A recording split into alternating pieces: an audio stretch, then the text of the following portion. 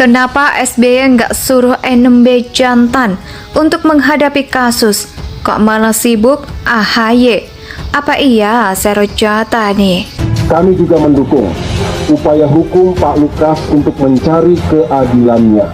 Partai Demokrat tidak akan pernah melakukan intervensi terhadap proses hukum dalam bentuk apapun. Kami hanya bermohon agar hukum ditegakkan secara adil. Jangan ada politisasi dalam prosesnya. Juga mari kita hindari trial by the press. Kami juga mendukung upaya hukum Pak Lukas untuk mencari keadilannya. Partai Demokrat tidak akan pernah melakukan intervensi terhadap proses hukum dalam bentuk apapun. Maka masyarakat, mari tegakkan hukum. Kita akan lindungi, saya akan menjamin memberi perlindungan kepada LE kalau memang itu tidak benar. Ya, Lukas NMB bisa membuktikan bahwa itu tidak ada penyalahgunaan seperti itu. Saya yang menjamin. Saya menjamin dia tidak akan diapa-apakan, tidak akan diajukan ke pengadilan gitu. Tapi klarifikasi dulu. Dan tidak ada rekayasa politik. Tidak ada hubungannya Partai Demokrat, Partai Golkar, PDIP, tidak ada ini kasus Lukas NMB. Kan ada yang mengatakan tuh karena Partai Demokrat mau dipojokkan, tidak. Jadi kami berharap sesungguhnya ingin memeriksa saudara LE ini secara profesional begitu. Sehingga kami berharap dukungan dan juga kerjasamanya bahwa ini adalah proses yang biasa secara hukum. Kalau tersangka merasa tidak bersalah, mari kita kemudian buktikan bahwa yang bersangkutan tidak bersalah sehingga tidak menggunakan cara-cara non hukum. Indonesia sejak dulu kala tetap dipuja-puja bangsa. Gubernur Papua Lukas NMB saat ini memang sedang terjepit kasus sehingga ditetapkan sebagai tersangka oleh KPK. Tapi dia dianggap tidak kooperatif loh karena menjadikan pendukungnya sebagai tameng agar tidak siapapun banyak orang yang berjaga-jaga di kediamannya. Bahkan ada aksi demo, ya dia mungkin bisa bernafas lega setidaknya untuk sementara. Tapi nggak akan bisa selamanya. Mengerahkan pendukung sebagai tameng pun nggak akan bisa selamanya. Beberapa tokoh agama Papua juga mulai bersuara. Salah satunya adalah Parenta Albert Cioku yang meminta Lukas agar kooperatif dan memenuhi panggilan KPK. Siapapun dari agama manapun, kita diajarkan untuk takut pada Tuhan dalam menjalankan tanggung jawab. Dalam melayani masyarakat umum, kata pendeta. Tokoh agama lain yaitu pendeta juga meminta Lukas untuk mengikuti proses hukum yang berlaku. Dia juga menyinggung soal aksi demo pada 20 September 2020. Lalu dia menyatakan Anies itu tidak pantas dipetakan karena memperlihatkan ketidakpahaman akan proses hukum serta provokasi untuk kepentingan sepihak. Bukan cuma itu saja yang membuat kasus ini lebih heboh, adalah adanya uang 560 miliar rupiah yang masuk ke kasino. Belum diketahui pasti apakah uang itu adalah uang pribadi atau bukan. Tapi yang jelas angka itu sungguh fantastis. Kalau hanya untuk berjudi juga belum diketahui apakah uang sebanyak itu hanya murni untuk judi atau ada kepentingan tersebut. Saat main judi di luar negeri juga dibocorkan oleh Koordinator Masyarakat Anti Korupsi Indonesia atau memakai foto dan video pun tersebar di kalangan media.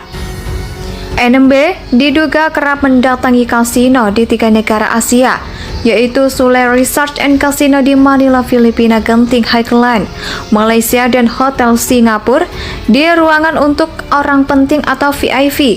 Hal itu diketahui dari foto yang diperolehnya. Selain itu, Lukas juga sempat pelesiran ke Australia dan juga Jerman. Seluruh perjalanan tersebut diduga terjadi dalam waktu kurun Desember 2021 sampai Agustus 2018. Kabarnya foto dan video tersebut diperoleh dari orang-orang terdekat Lukas. Meski pihak Lukas NMB membantah soal uang yang mengalir ke kasino judi, tapi saya yakin PPATK tidak mungkin sembarangan bicara tanpa dasar. Apalagi KPK pasti sudah mendapatkan alat bukti yang cukup sebelum menetapkan status tersangka terhadap seseorang. Buktinya Lukas NMB sampai harus dijaga dan dikawal. Kalau tidak bersalah kenapa harus takut? Kalau tidak bersalah tinggal buktikan saja, bukan lewat adu kekuatan. Terlihat sekali jiwa penakut yang kemungkinan besar datang dari perasaan bersalahnya. Tapi ada satu hal yang mengundang pertanyaan. Kenapa SBY turun gunung tidak sekalian perintahkan Lukas NMB kooperatif? Harusnya SBY bisa dengan mudah panggil dia untuk terbang ke Jakarta dan penuhi panggilan KPK. Padahal SBY turun gunung karena ngomong soal Demokrat yang mau dijegal. Tak bisa calonkan capres dan cawapres karena isu hanya ada 2 password.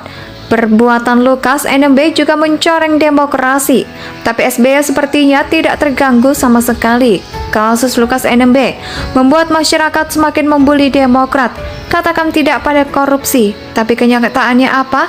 Kalau mau pencitraan atau bikin drama heroik, inilah saatnya SBY melakukan itu demi menyelamatkan muka Demokrat.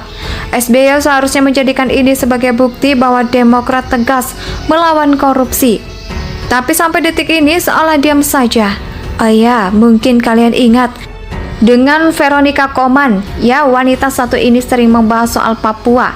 Dia bahkan pernah menjadi tersangka dugaan provokasi dan juga penyebaran informasi bohong insiden asrama mahasiswa Papua di Surabaya, Jawa Timur, dan menjadi DPO. Sejauh ini saya tahu dia tidak komentar soal kasus Lukas NMB.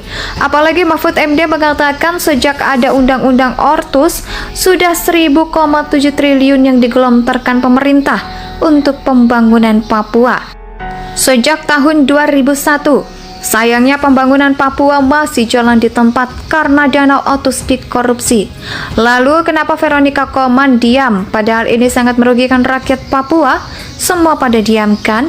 Tapi kalau yang kena getah adalah pemerintah, maka mereka biasanya akan teriak paling kencang. Gubernur Papua Lukas NMB saat ini memang sedang terjepit kasus sehingga ditetapkan sebagai tersangka oleh KPK. Tapi dia dianggap tidak kooperatif loh karena menjadikan pendukungnya sebagai tameng agar tidak siapapun banyak orang yang berjaga-jaga di kediamannya. Bahkan ada aksi demo, ya dia mungkin bisa bernafas lega setidaknya untuk sementara. Tapi nggak akan bisa selamanya. Mengerahkan pendukung sebagai tameng pun nggak akan bisa selamanya. Beberapa tokoh agama Papua juga mulai bersuara. Salah satunya adalah Parenta Albert Cioku yang meminta Lukas agar kooperatif dan memenuhi panggilan KPK.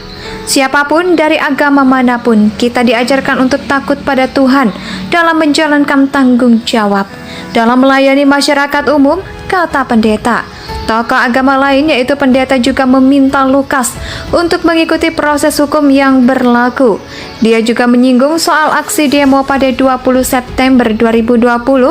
Lalu dia menyatakan Anies itu tidak pantas dipetakan karena memperlihatkan ketidakpahaman akan proses hukum serta provokasi untuk kepentingan sepihak. Bukan cuma itu saja yang membuat kasus ini lebih heboh, adalah adanya uang 560 miliar rupiah yang masuk ke kasino. Belum diketahui pasti apakah uang itu adalah uang pribadi atau bukan. Tapi yang jelas angka itu sungguh fantastis. Kalau hanya untuk berjudi juga belum diketahui apakah uang sebanyak itu hanya murni untuk judi atau ada kepentingan tersebut. Saat main judi di luar negeri juga dibocorkan oleh Koordinator Masyarakat Anti Korupsi Indonesia atau memakai foto dan video pun tersebar di kalangan media. NMB diduga kerap mendatangi kasino di 3 negara Asia, yaitu Sule Resort and Casino di Manila, Filipina, Genting Highland, Malaysia, dan Hotel Singapura. Indonesia tanah air beta pusaka